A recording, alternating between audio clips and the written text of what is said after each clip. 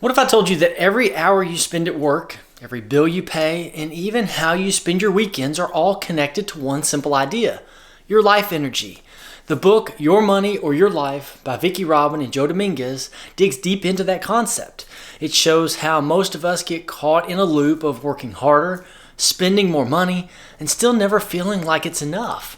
We chase promotions, buy new stuff, and tell ourselves it's success, but in reality, we're trading pieces of our life for things that don't always bring real happiness or freedom. So in this video, I'll break down the main ideas from the book and walk you through the 9-step plan that can help you completely change the way you think about money.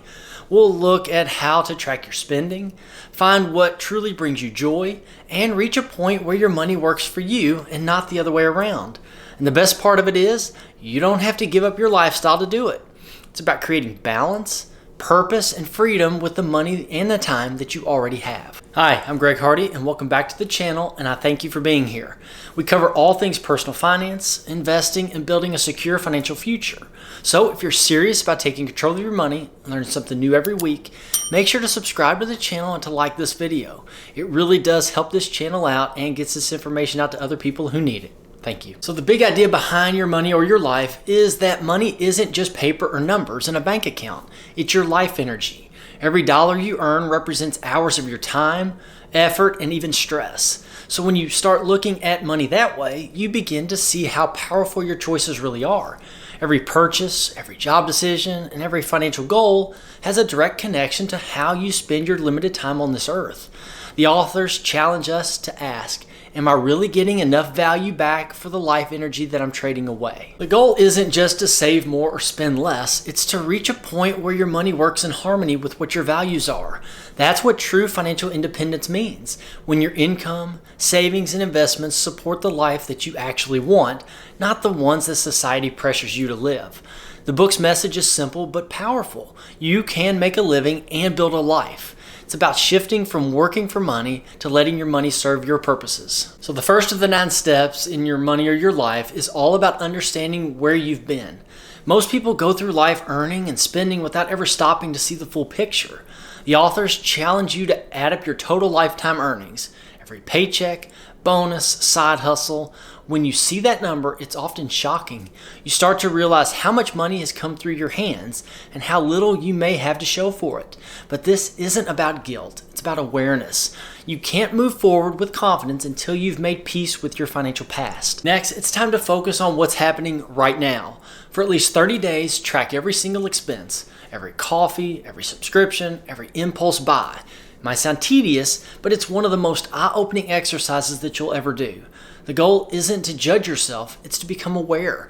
When you start writing down where your money is actually going, you begin to see patterns, and those patterns reveal what really matters to you. The next step is to organize it into categories. Things like food, entertainment, housing, transportation, and so on.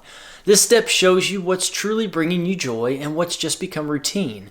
Maybe you'll find that you spend hundreds of dollars a month on takeout, but only a small fraction on experiences that actually make you happy. The idea is to see where your money is flowing and whether it's aligned with what you value most. Now comes the heart of the process, evaluating every category of your spending with 3 simple but powerful questions. Number 1, did I get fulfillment from this? Number 2, is this aligned with my values? And number 3, would I trade that much life energy again for it? When you view spending through this lens, your priorities start to shift. You stop seeing money as something to spend freely and start seeing it as time, your most precious resource. That's when real change begins. To me, this step is one of the biggest aha moments in the book. You calculate your real hourly wage, not just what shows up on your paycheck, but what you actually keep after taxes, commuting, work clothes, lunches, and the stress that comes with your job. You might think you make $30 an hour, but once you account for those hidden costs, it could be closer to $15. Once you see how much your time is truly worth, it changes how you spend. Suddenly, that $50 dinner doesn't just cost money, it costs over 3 hours of your life. This step here is where you start putting your new awareness into action. The authors focus on one powerful word: enough. The goal isn't to live with less, it's to live with just enough to feel satisfied and free.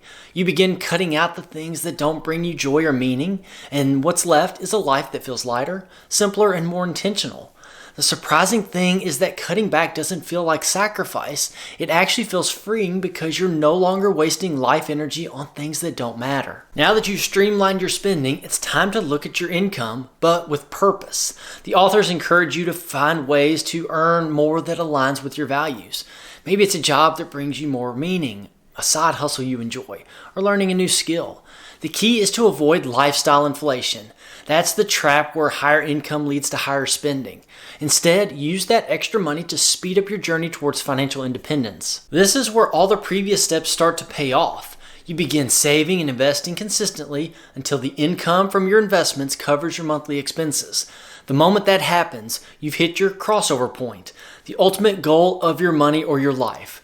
That's when you no longer have to work for money because your money is working for you.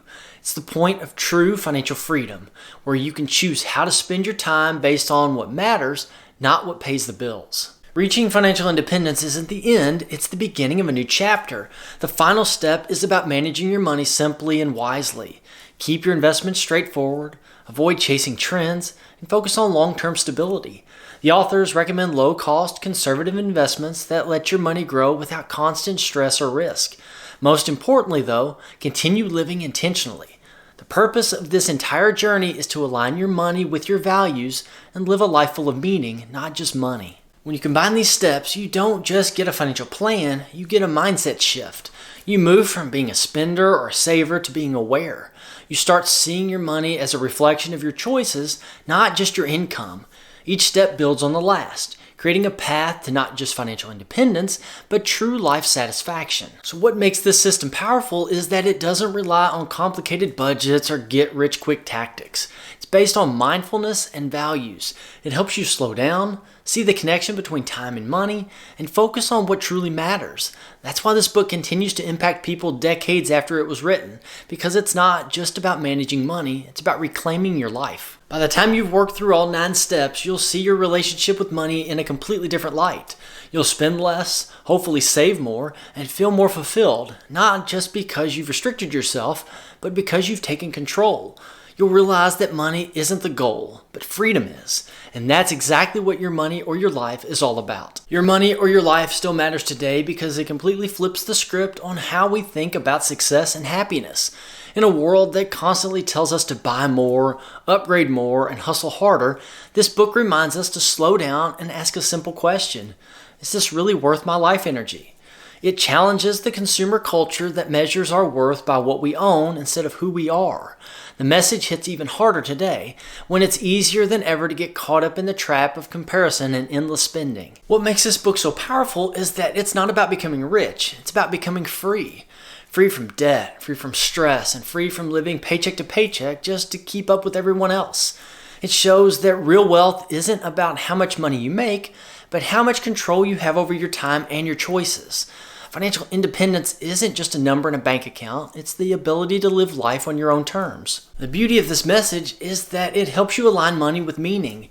Instead of chasing more, you start focusing on enough. Enough money, enough time, enough peace. It teaches you to use money as a tool to build a life that actually feels good, not just looks good from the outside. When your spending matches your values, your whole approach to work, saving, and living begins to shift. In the end, your money or your life isn't just a financial guide, it's a blueprint for a better way to live.